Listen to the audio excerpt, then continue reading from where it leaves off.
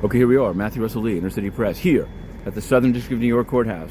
Today, Tuesday, February 3rd, 2026.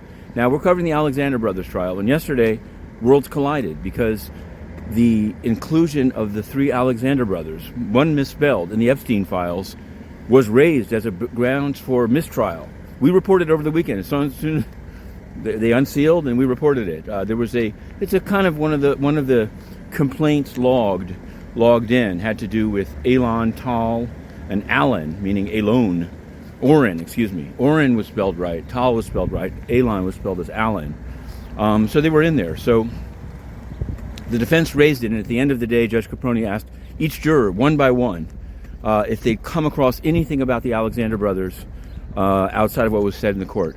All said no, except one said that she'd mentioned that she'd seen the news of Mangione, meaning the dismissal of the death penalty charges here in SDNY, and noticed that part of Mangione's legal team is Mark Agnifilo, also representing Oren Alexander. So there was a lot of laughter in the courtroom. Some Mangione fans were like, "Oh, Mark, we love you." So there it is. I thought the Diddy reference was going to come in for the full.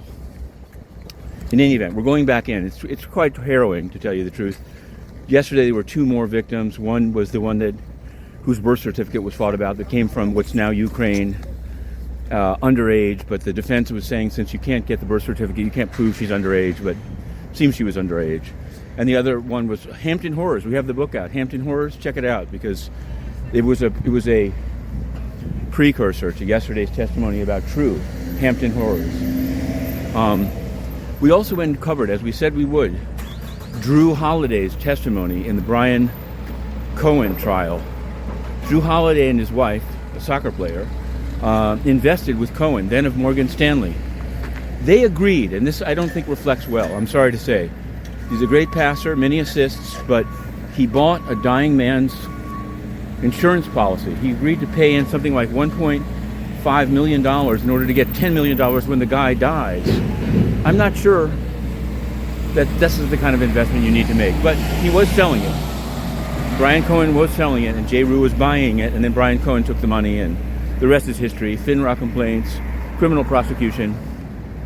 Brian Cohen has like 10 lawyers, so we may go back over there again today. But we've just already turned the corner. We've got to go financial. Guess who is trying to get a crypto bank? Nomura, the Japanese giant, wants a crypto bank and has applied to the OCC. Fair Finance Watch on the case has commented and has noted yet again to the OCC that they've refused to even acknowledge receipt of Fair Finance Watch's now 3 or 4 comments on world liberty. There are, of course, new world liberty issues regarding the UAE. These came up in the Oval Office, and the reference was then made to Scott Bessent, who said the market structure bill will be passing. I don't know what. Today the focus is on the budget, the vote later today in the House. We'll see. We're covering that. The United Nations, we do cover it. Even as we remain banned, yesterday we tried to check in with the UK. They're the president of the Security Council by operation of the alphabet, if nothing else, for the month of February.